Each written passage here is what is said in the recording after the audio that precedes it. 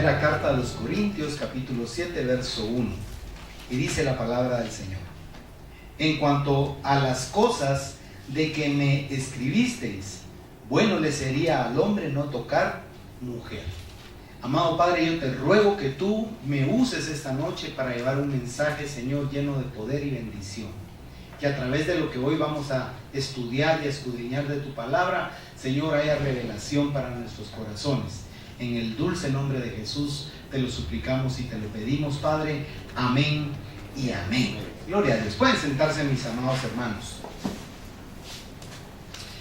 Como ya hemos leído ahí, Pablo había recibido una carta de los Corintios en la que se le planteaban una serie de preguntas y consultas que ellos tenían acerca de tantas cosas, de situaciones bien duras y difíciles como de la vida cotidiana. Y hoy vamos a hablar acerca de lo que es el matrimonio y la relación de la pareja, porque de eso trata la mayoría de lo que hoy vamos a ver. No creo que me dé tiempo a ver todo el capítulo porque es un poco grande, pero vamos a tratar de avanzar hasta donde Dios nos lo permita, y si no, continuamos el próximo miércoles en este capítulo 7 porque es bastante larga la lección. Entonces, cuando aquí Pablo dice en ese verso 1, no tocar mujer, en la parte final, es un eufemismo. Está de una forma bien piadosa o prudente, haciendo un poco más suave el utilizar otro tipo de expresión. Él está diciendo de que le valdría más a los miembros de esta iglesia no casarse, no tener una relación con una mujer. Ahora, debemos de poner esto dentro de un contexto, porque si no, nosotros estaríamos cayendo en algún tipo de error doctrinal. Hay que entender que esta iglesia estaba pasando por serios problemas en cuanto a lo que era la moralidad. Recordemos que ya dijimos todo eso de que ese lugar estaba lleno de pecado y que incluso la prostitución era algo como de culto, porque le rendían culto al cuerpo. Saben ustedes que los griegos decían que así como el vientre tenía que ser saciado, porque era una necesidad humana llenar el vientre con comida cuando había hambre, así también cuando había un deseo o apetito sexual, había que darle también al órgano sexual, sea femenino o masculino, lo que necesita. Entonces, para ellos la sexualidad era muy liberada ya en aquella época tan antigua, y a la homosexualidad, el lesbianismo y todo este tipo de relaciones inadecuadas. Hablamos al principio, si ustedes se recuerdan de la carta, de una relación incestuosa que había de un hijo con la esposa de su papá, y vemos una serie de circunstancias tremendas en esa sociedad en donde estaba la iglesia. Ahora, llama mi atención que similar a esa sociedad, como ya lo dije el miércoles pasado, es nuestra sociedad actual. Amén. Porque hoy vemos la unión de un hombre y una mujer incluso como con un poco de desprecio. Yo quiero aclararles que aquí Pablo no está diciendo que el matrimonio sea malo o que buscar una esposa esté mal. Por eso es que quería yo hacer todo ese preámbulo, porque necesitamos entender por qué era que le estaba escribiendo hacia ellos. Había tanta desviación sexual en ese lugar que él les está diciendo, con respecto a lo que me escribieron, mejor les sería a los varones de la iglesia mejor no tocar mujer, porque andaban haciendo unas cosas tremendas. Entonces ellos lo veían con mucha naturalidad, le repito, por cuestión de cultura, por cuestión de cómo se desarrollaba esa sociedad. Para ellos era algo muy normal y muy común. Incluso los griegos el cuerpo lo veían hasta con un poco como de desprecio, porque ellos decían que la muerte era la liberación del alma, y ellos ubicaban al espíritu en el alma. Ya lo dije la semana pasada, pero es necesario recordarlo. Hay que entender entonces que para ellos el cuerpo, o profanar el cuerpo, era algo que no tenía ninguna trascendencia. Ahora, algo curioso acá es que dentro de la iglesia empiezan a ocurrir cosas extrañas, relaciones entre inconversos y conversos, y una serie de cosas que ellos consultan, y aquí lo vamos a ir viendo punto por punto.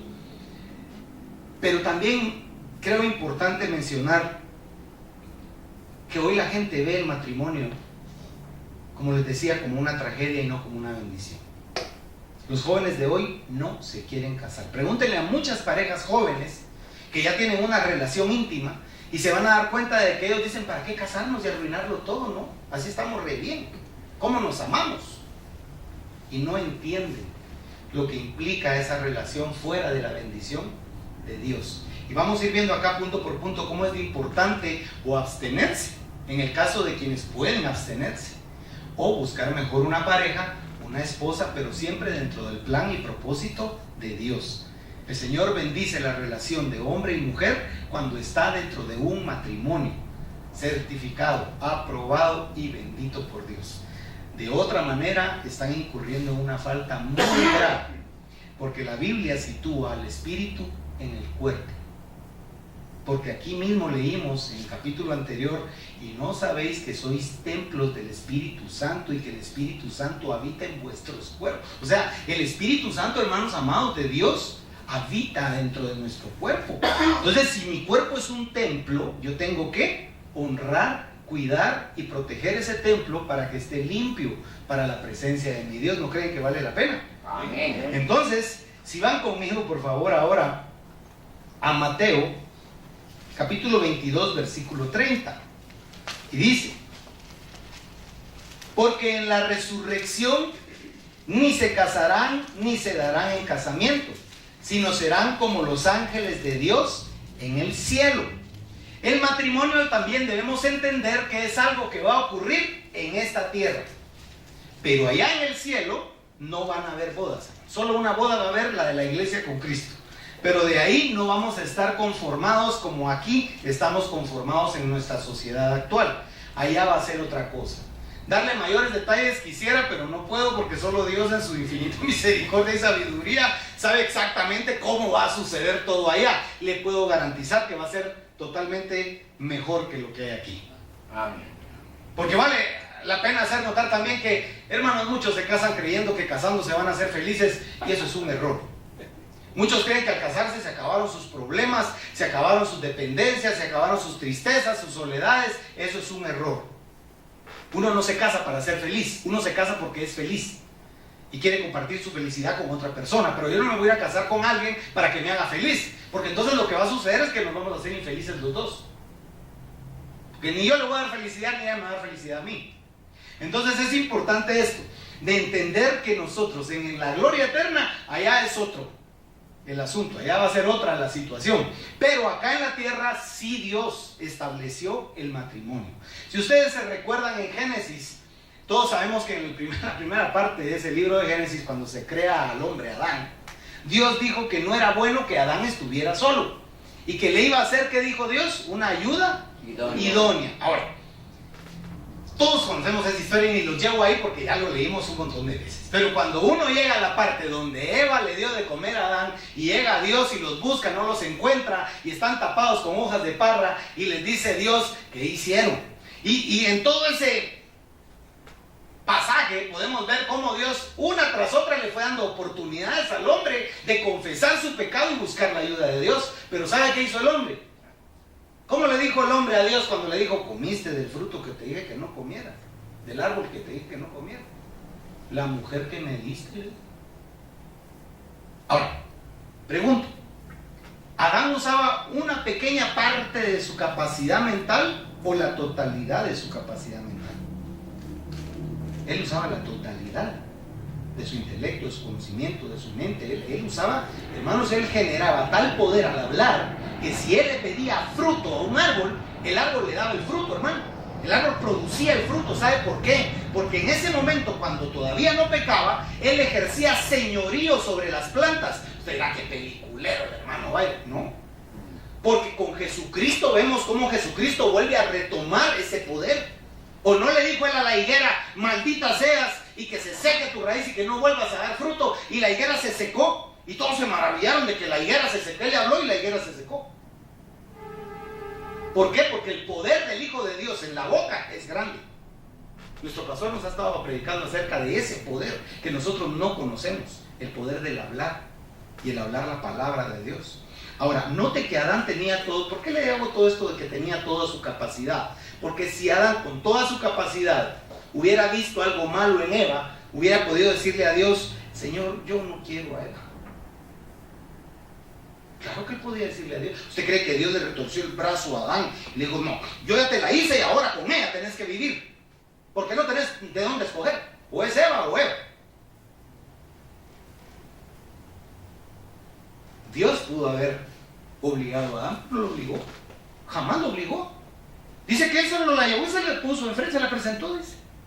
Cuando él se despertó de su operación, porque fue la primera operación quirúrgica, le sacó la costilla y de ahí hizo a la mujer. ¿Y qué dijo Adán cuando la vio? Carne de mi carne, hueso de mis huesos. ¿Y sabe qué sucedió? Algo que con el pastor hemos aprendido acá los que venimos a los estudios. Amó más a Eva que a Dios. Pero cuando llegó el momento de la verdad, le echó la culpa a Dios por haberle dado a esa mujer. ¿Cuántos esposos se quejan de su esposa con Dios? Todos. Hermano, yo a los 3 meses de haberme casado, yo me agarré la cabeza y dije, ¿qué hice, Dios mío? Decía. Y igual la pobre Betty, yo creo que sufrió un montón. Porque hermano, cuando uno está recién casado, se sufre un montón. Que luna de miel, luna de hiel parece cuando uno se recién casa, porque pasan unas cosas. No voy a echar en detalles, pero yo creo que cada quien tiene su cuento y su historia. Ahora, uno no puede llegar con Dios y decirle, la mujer que me diste, hermano, él no se la dio. Ahí sí fue usted que la fue a buscar. Hasta el mismo Adán le pudo haber dicho, no, sacame mejor otra costilla porque esta no me gusta. Pudo haberlo hecho. Cuando Eva comió del fruto, ¿qué era lo correcto? En el caso de Adán, que era la cabeza de la casa, venir y buscar a Dios, porque si Dios hablaba con él y caminaba con él, ir corriendo a Dios y decirle, pasó algo terrible, Dios mío. Eva fue engañada y comió del fruto que tú dijiste que no comiera, ayúdame, Dios. Pero ¿sabe qué? No la quería perder. Pero cuando Dios le pregunta, le dice, tú me la diste. Por culpa de ella fue. Cuando ya vio la cosa seria, le echó el muerto a su esposa. ¿Qué más hizo? Pero así somos. Y aquí la palabra está tratando de que entendamos que es algo serio. Y mire, es algo instituido por Dios. Porque ahí dice, por tanto dejará el hombre a su padre y a su madre y se unirá a su mujer y los dos serán una sola carne. Eso es bien profundo, hermano. Por eso el vínculo entre un hombre y una mujer, el vínculo físico entre un hombre y una mujer es algo profundo, porque los dos se vuelven uno en todo sentido. Pero en el sentido espiritual es algo bien hermoso, porque es una figura de Cristo y la iglesia, del amor, de la unidad, aún del deleite, hermanos, y del placer que es tener dentro del matrimonio una relación sana. Ahora, si volvemos a 1 Corintios capítulo 7, del verso 2 al verso 5, dice la palabra: pero a causa de las fornicaciones, cada uno tenga su propia mujer, y cada una tenga su propio marido. El marido cumpla con la mujer el deber conyugal, y asimismo la mujer con el marido. La mujer no tiene potestad sobre su propio cuerpo, sino el marido, ni tampoco tiene el marido potestad sobre su propio cuerpo, sino la mujer. No os neguéis el uno al otro, y a no ser por algún tiempo de mutuo acuerdo, para ocuparos sosegadamente de la oración y volver a juntaros en uno, para que no os tiente Satanás a causa de vuestra incontinencia. Aquí no hay mucho que explicar, pero de todos modos vamos a tocar este tema. Desgraciadamente, hermanos amados, se da la negación de unos a otros. En muchos casos son las mujeres las que no quieren tener intimidad con el esposo. Y mire, hermano, ya veo que está eso famoso del dolor de cabeza, el día fue muy duro, estoy cansada, tú solo en eso pensás, has de ser un enfermo y degenerado sexual, saber cómo fuiste de patojo, y empieza el montón de argumentos para no tener nada. O simple y sencillamente, tipo 5 de la tarde se da el pleito para que al llegar la hora de dormir, están peleados. Entonces ya descansa, arriba ya que rico, no tiene nada con este otro. Pablo está diciendo no. Y llega algo bien duro, porque dice: mujeres, su cuerpo no es de ustedes, le pertenece a su esposo. Y al esposo le está diciendo esposo, porque también hay hombrecitos que, aunque usted no lo cree, hermana, no quieren tener algo con su esposa. Y ahí sí despierta unas sospechas horribles, porque resulta la hermana pensando, ¿y por qué no tiene ganas? El primer pensamiento, me imagino, es ser, ya no le gusta. Ya le gusta a alguien más. Está viniendo fuera de hora. Y ahí empieza la mente de la mujer. Por eso es que Pablo está diciendo que cada uno tenga a su esposa, punto. Él está recomendando, no tengan más relación que la que tienen con su esposa, porque va a venir maldición, problemas y separación a sus vidas. Pero dice ahí que no debe haber una negación de uno a otro, a menos que se pongan de acuerdo. A menos que se pongan de acuerdo. Y otra cosa importante, en este vínculo debe haber una mutua satisfacción de uno hacia el otro. Porque desgraciadamente, perdón, pero tengo que tocarlo aquí en el púlpito, que es un tema bíblico. Desgraciadamente en las relaciones muchas veces uno de los dos se pone en el plano de, bueno, ahí voy, pues dale, pues. Casi siempre es la hermana la que dice, bueno, dale, pues, quítate la gana. Y hermano, eso miren, eso es peor que no hacer nada. Y hay que tener cuidado. Pablo está diciendo, miren, vivan sabiamente. Si van a orar, oren, pónganse de acuerdo, porque van a hacer una oración, van a estar 2 días orando, van a ayunar, pero después vuelvan a tener su relación. Ahí lo está diciendo claramente. No es sano que en las parejas pasen periodos largos sin tener relación.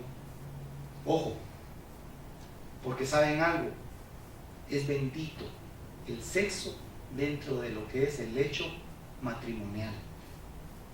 Amada hermana, no esté pensando que su esposo es algún enfermo, loco o degenerado porque quiere estar con usted. Dele gloria a Dios que su esposo quiere estar con usted.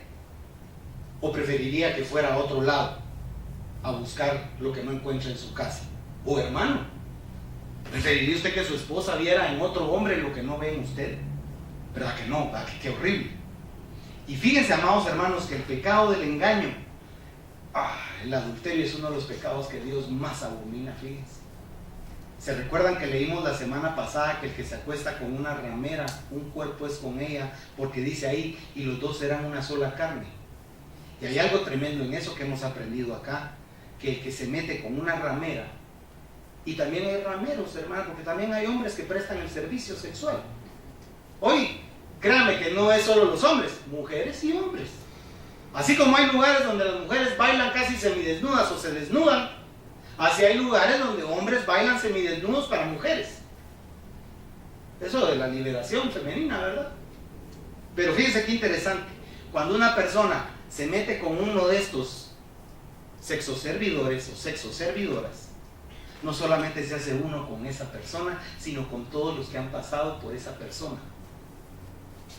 Y fíjese que es tan delicada la relación sexual, y eso no nos lo enseñan, que en la relación sexual no solamente hay fluidos corporales, sino fluye toda la contaminación espiritual, demonios, maldiciones, enfermedades generacionales, taras hereditarias. Hermanos, y sin ir tan lejos y sin ponernos muy espirituales, el SIDA, gonorrea, sífilis, todas esas enfermedades que surgieron ¿de qué? De la degeneración del hombre.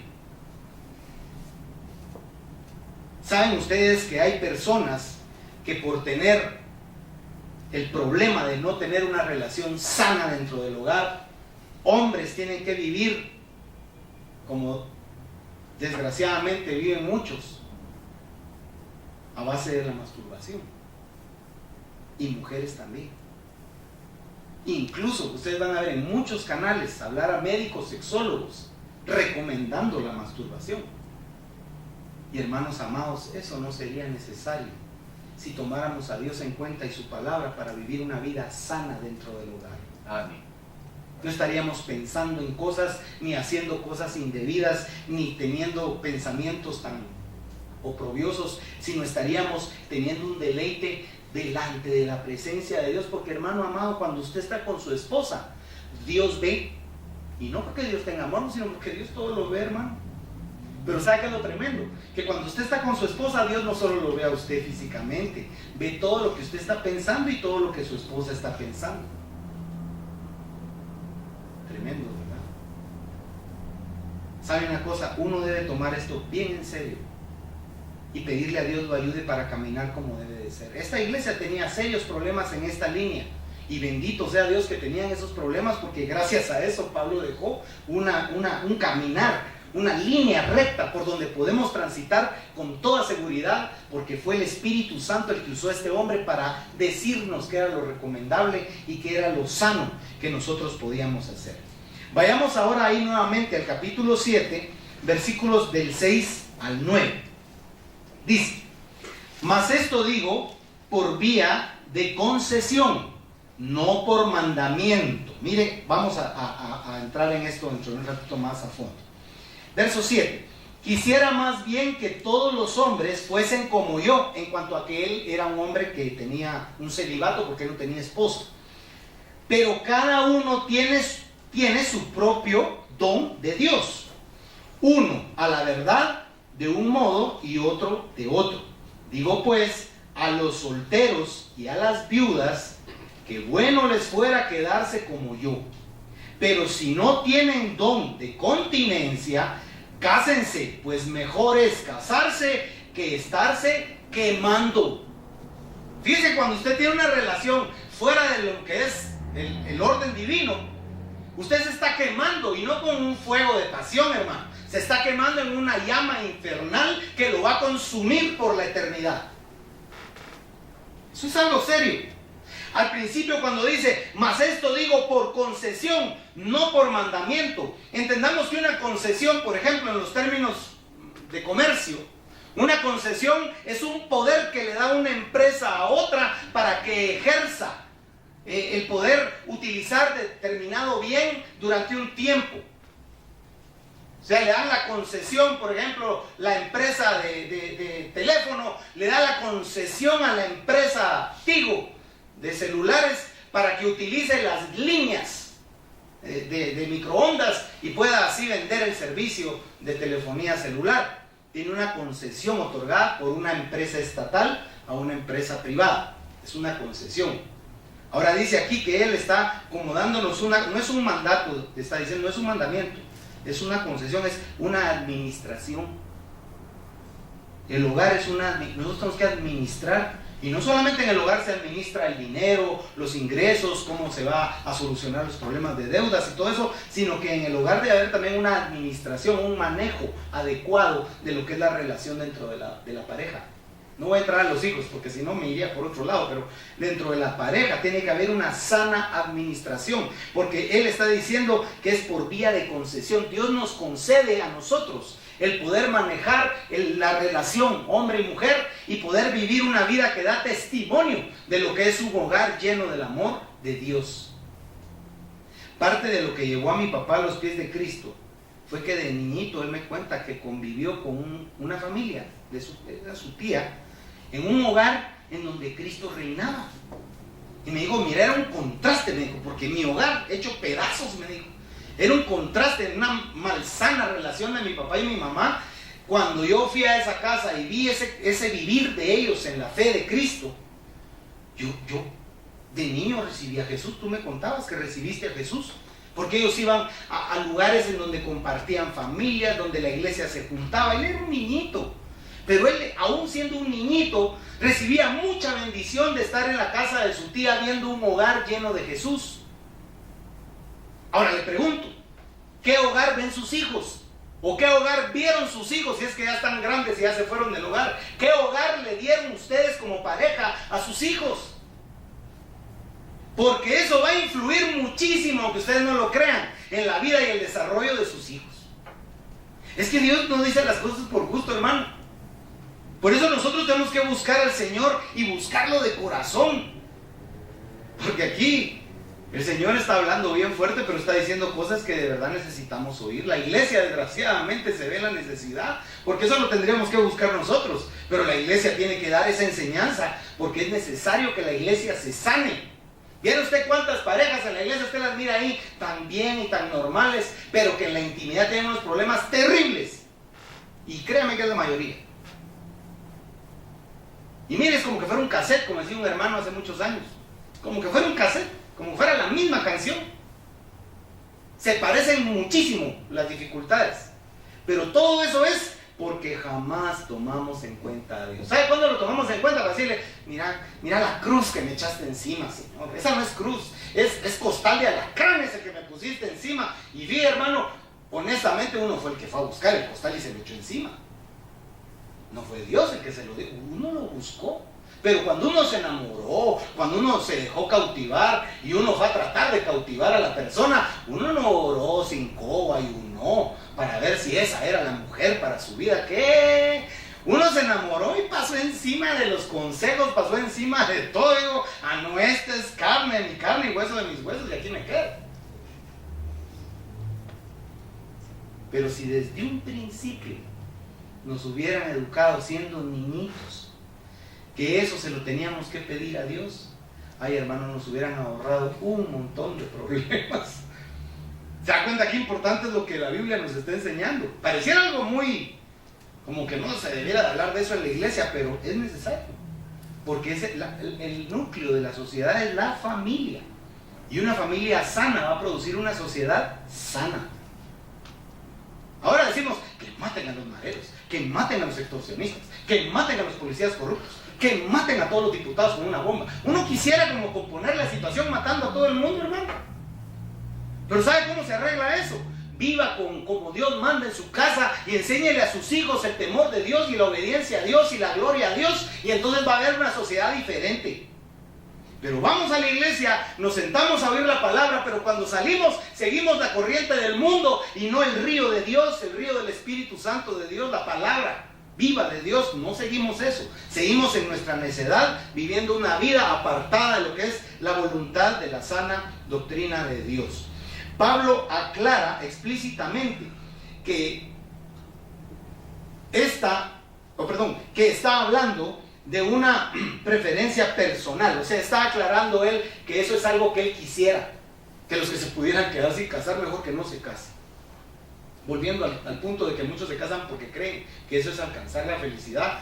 Uy, a veces uno se equivoca, ¿no? Lo que alcanza uno es el dolor y la frustración y no la felicidad. Y Pablo dice, mejor le sería no casarse, dice él, pero bueno, pues, si no aguantan las ganas, pues cásense, digo, porque si no se van a consumir en fuego eterno, que ya lo dijimos. Volvamos nuevamente al capítulo 7, versículos 10 y 11.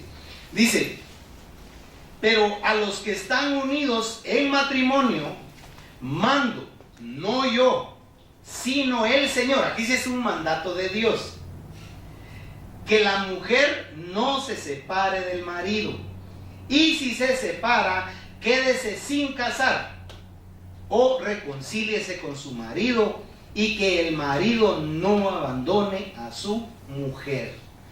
Fíjese qué importante es que porque aclaremos, los que entraron a la iglesia de Corinto y tenían un esposo inconverso y tenían problemas matrimoniales, cuando conocieron la verdad de Cristo, estaban pretendiendo divorciarse de ese hombre para casarse con un cristiano, porque entonces iban a ser felices. Grave error. Entonces Pablo está diciendo, no. Siga viviendo con su marido, usted se casó con él. Siga ahí. Y si se separa, no se case, porque le viene a hacer cuadros la vida a otro pobre que no es justo que le haga cuadros la vida. Mire qué interesante. Ahora, versículos del 12 al 14. Y a los demás yo digo, no el Señor. Aquí ya está hablando él y no el Señor. Si algún hermano tiene mujer que no sea creyente y ella consiente en vivir con él, no la abandone. Y si una mujer tiene marido que no sea creyente y consiente en vivir con ella, no lo abandone. Porque el marido incrédulo es santificado en la mujer y la mujer incrédula en el marido. Pues de otra manera, vuestros hijos serían inmundos, mientras que ahora son santos. Mire qué interesante. No debe el que es cristiano, porque llegó a la iglesia, se convirtió, pero ya tenía esposo, está diciendo Pablo, no lo tiene que dejar. Y si él consiente, porque hermanos, hay esposos, aquí hay hermanas que vienen con el consentimiento de su esposo, pero el esposo no viene. Pero está diciendo Pablo, no lo dejen, siga viviendo con él. Porque más adelante vamos a ver que le dice a la mujer y al hombre, denle testimonio, sin palabras para alcanzarlo para Cristo. Pero somos, miren, más adelante vamos a llegar a eso, pero vieran los patojos cuando son cristianos y van a buscar mujer, no van a la iglesia a buscar mujer o a una reunión de jóvenes cristianos. En las discotecas consiguen a la esposa, porque a muchos jóvenes cristianos les gusta ir a la parranda, y en el baile, en la kermés, en el colegio laico, ahí buscan la pareja. ¿Y cuál es el argumento? Yo lo voy a convertir. Esto solo se aplica cuando ya están casados, hermano, no aplica cuando son solteros. Porque si es soltero, que tiene que buscar un yugo igual, no un yugo desigual. Fíjese cómo la Biblia tiene un punto de equilibrio tan perfecto, porque Pablo está diciendo, aquí no se aplica lo del yugo desigual. Aquí lo que tiene que hacer usted es vivir ahí sabiamente para alcanzarlo, porque usted lo santifica. Yo recuerdo a aquella ancianita que durante años quiso bautizarse en agua, y el pastor de la iglesia donde asistía se lo prohibía, porque el esposo era inconverso y parece que tomaba. Y esa mujer era servidora, entregada a Dios, era una mujer que estaba dentro de la voluntad del Señor. Pero como el pastor dijo, como son una sola carne, entonces como que ella fuera borracha y ella fuera pecadora. Y aquí dice claramente que el que es cristiano, sea hombre o mujer, santifica al impío o a la impía. Y el pastor la bautizó. Vieran cómo estaba de feliz esa mujer de poderse bautizar en agua, porque desgraciadamente en muchas iglesias, en vez de ayudar al hogar y a la familia, lo que hacen es provocar división, hermano. Como siervos de Dios estamos obligados, como Pablo, a decirle a la gente muchas veces lo que la gente no quiere oír, pero que sí Dios quiere hablar al corazón de las personas, porque es necesario vivir dentro de un mandato y dentro de una vida que Dios gobierne, dentro del mandato divino. Así tenemos que vivir. Ahora, Jesús habló acerca de esto. Si va conmigo a Marcos, en el capítulo 10, versículos del 1 al 12, dice: levantándose de allí, vino a la región de Judea y al otro lado del Jordán, y volvió el pueblo a juntarse a él, y de nuevo les enseñaba como solía. Y se acercaron los fariseos y le preguntaron para tentarle. Note por qué era la pregunta: si era lícito al marido repudiar a su mujer, léase, divorciarse de su mujer. Él respondió, les dijo: ¿qué os mandó Moisés? Ellos dijeron: Moisés permitió dar carta de divorcio y repudiarla. Y respondiendo Jesús les dijo: por la dureza de vuestro corazón os escribió este mandamiento. Pero al principio de la creación, varón y hembra los hizo Dios. Por esto dejará el hombre a su padre y a su madre, y se unirá a su mujer, y los dos serán una sola carne. Así que no son ya más dos, sino uno. Por tanto, lo que Dios juntó, no lo separe el hombre. En casa volvieron los discípulos a preguntarle de lo mismo. Y les dijo: cualquiera que repudia a su mujer y se casa con otro, comete adulterio con ella. Y si la mujer repudia a su marido y se casa con otro, comete también adulterio. O sea, entendamos esto, porque también se da el caso de mujeres que el esposo, que es inconverso, él las abandona y adultera. A esa mujer Dios sí le permite rehacer su vida, porque también lo vamos a ver. Pero en este caso específico del que está hablando el Señor en cuanto al divorcio, porque fíjense cómo serían estos fariseos que lo andaban probando para ver dónde le hallaban para acusarlo. Le hagan una pregunta difícil para el que no tuviera conocimiento de la palabra, pero como Jesús es la palabra y él la conoce, él pudo responder correctamente. Pero les digo, Moisés tuvo que dar esa carta de divorcio porque el corazón de ustedes es una piedra, les digo, y le está diciendo a ellos. Como ustedes son los que me están preguntando, me imagino que alguno de ustedes se quiere divorciar. Entonces, por su duro corazón es que Moisés tuvo que hacer esa ley. De lo contrario, al principio no fue así. Dios hizo un hombre y una mujer, porque otra cosa también que se daba dentro de los judíos era la poligamia de parte del varón, y era permitida, porque si usted se recuerda, las 12 tribus no salieron de una sola esposa, sino de 4, 2 esposas y 2 concubinas, y de ahí salieron las 12 tribus de Israel. O sea, la pregunta era difícil. Pero el propósito, Jesús dijo, no, en el principio no era así, les digo, en principio era un hombre y una mujer. Y los dos eran una sola carne. Y lo que Dios unió no lo separa el hombre. Pero ¿qué hace el hombre por el corazón tan duro que tiene y tan caprichudo? Separa lo que Dios unió. Pero ahí está diciendo, los que hacen esa necedad, adulteran y hacen adulterar a la persona con la que se unen, que no es su esposo. Interesante, ¿verdad? Cómo la Biblia nos revela este tipo de cosas. Ahora, si va conmigo a la segunda carta a los Corintios, nuevamente, capítulo 7, versículos 15 y 16. Dice aquí la palabra: pero si el incrédulo se separa, sepárese, pues no está el hermano o la hermana sujeto a servidumbre en semejante caso, sino que a paz nos llamó Dios.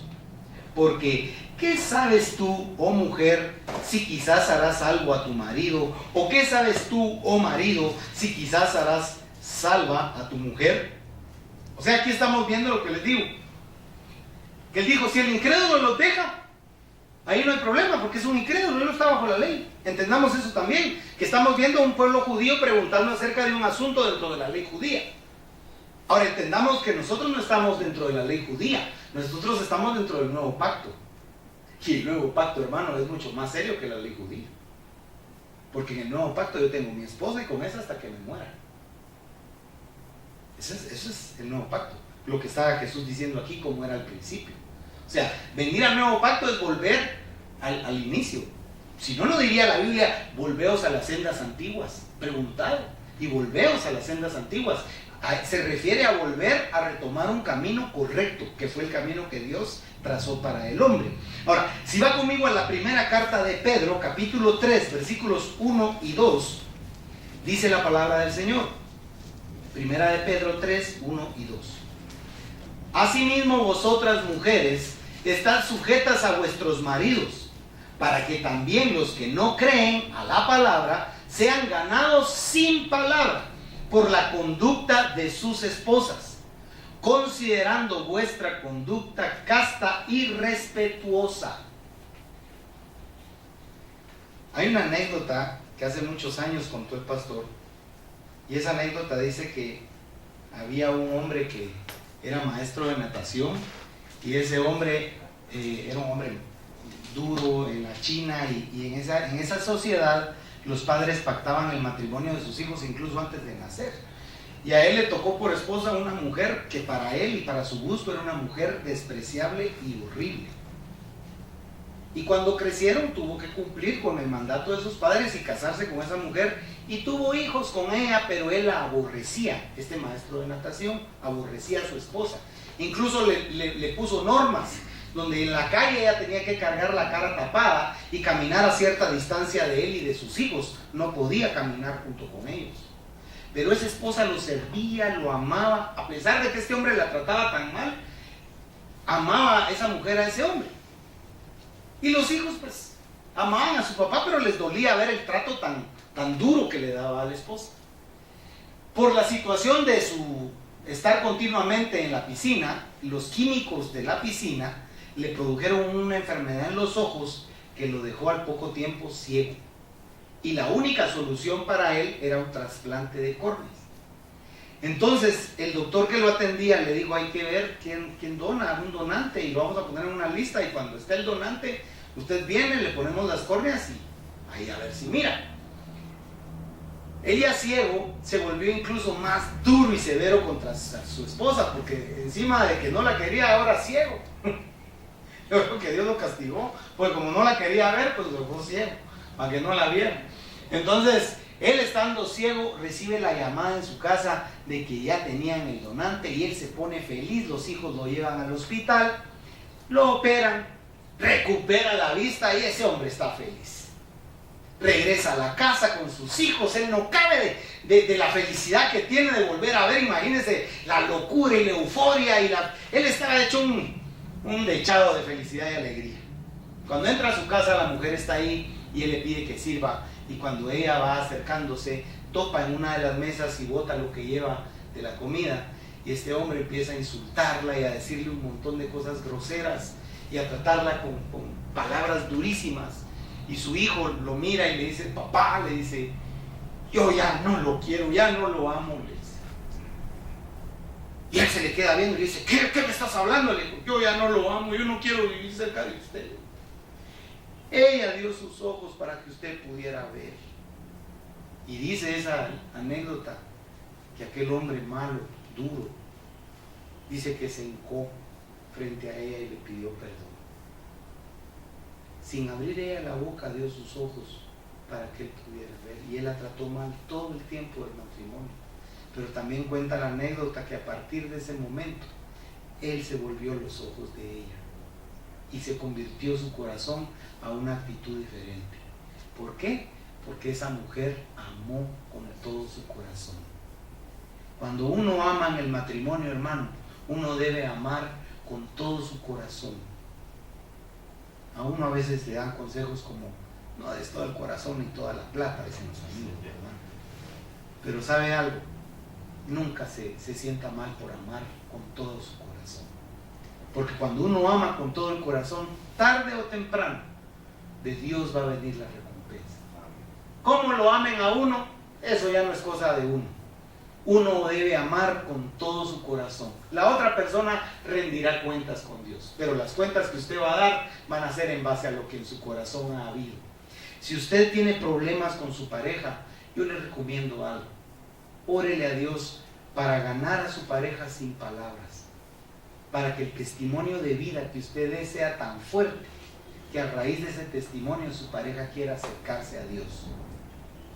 Y lo estamos viendo y lo hemos visto en esta iglesia, tanto hombres casados como mujeres que han venido a la iglesia, de ver el cambio en sus familias. Y les llama la atención y ahora se congregan, ahora están aquí, porque sus familias, sin abrir la boca, sino dando un testimonio de vida, alcanzan a esa persona para la gloria del Señor. Hermanos, esto es apenas el principio. Y aquí me voy a quedar, porque vamos a seguir la semana que entra, en el nombre de Jesús. Pero ¿verdad que está interesante el tema? Amén. ¿Van a amar a sus esposas? Amén. Lástima que no están aquí, porque si no se las comerían a besos. Pero el hermano Raquel aquí, que está presente con su esposa, y Calín, que está presente con su esposa, nuestro amado pastor, y aquí su servilleta, vamos a hacer lo imposible por cambiar nuestras actitudes. Amén. Dios quiere ver familias contentas. Fíjese que el nombre de la iglesia es Iglesia Familiar Cristiana Dios tu Sanador. Y qué nombre más largo, ¿verdad? Pero tiene una implicación hermosa, porque la iglesia está conformada por familias. Y en sí la iglesia es una familia, que somos el cuerpo de Cristo. Entonces luchemos para que nuestro hogar sea un hogar lleno de Jesús. Mire, si Cristo es el centro en donde todo se mueve, su hogar va a funcionar. Pero si Cristo no está reinando en su hogar va para el divorcio, para el engaño, para el adulterio, para ahí va su hogar. Sin Cristo estamos perdidos. Él dice en la parábola que ya mencionamos muchas veces, dice, separados de mí, nada podéis hacer. O sea que por favor, agárrese de Jesús y aprenda cómo amar a través de la enseñanza de Jesús, y sea como Cristo, hermano y hermana, y den todo su corazón. No tengan miedo de dar su corazón, porque Dios va a recompensarlos, Dios va a bendecirlos. Vamos a orar. Amado Padre Celestial, yo te agradezco con todas las fuerzas de mi corazón esta palabra, Señor. Yo te pido, por favor, que tú bendigas los hogares y familias aquí representadas, y en especial te pido que bendiga los matrimonios, Señor. El compromiso que hemos hecho los que nos hemos casado no es un compromiso hacia otra persona igual que nosotros.